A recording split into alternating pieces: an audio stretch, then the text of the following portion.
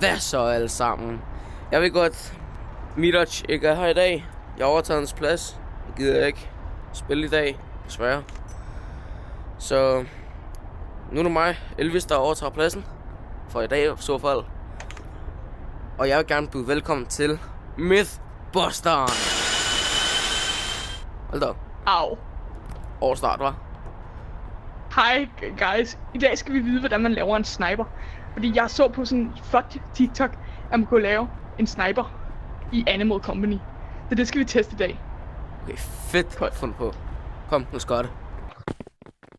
Hvad så guys? Nu skal vi teste vores... Så jeg har min backpack her med alle tingene, du skal bruge til at lave en sniper. Alle tingene, du skal bruge, det er en... Lave den, mand. Alle tingene, du skal bruge, det er en goop, en crowbar og en proximity trigger. Tripwire mine. Det man gør, det er, at man så tager crowbar, og så tager man sin goop og lægger ovenpå. Så det ser sådan her ud. Så tager du din proximity mine, ser den røde dut, og putter den... Tripwire. Og så peger du den langt væk. Fordi nu... Og så gør den det her, guys. Den gør det her. Kig. Så går helt ned igen. Helt ned igen. Okay.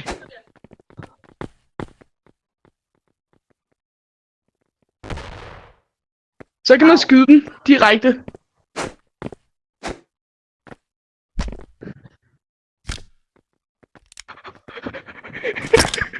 Okay, så guys, det var det, den ting gjorde i så fald.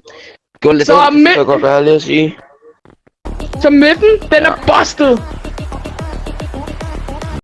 Ja. Det er en rigtig myth. Den virker.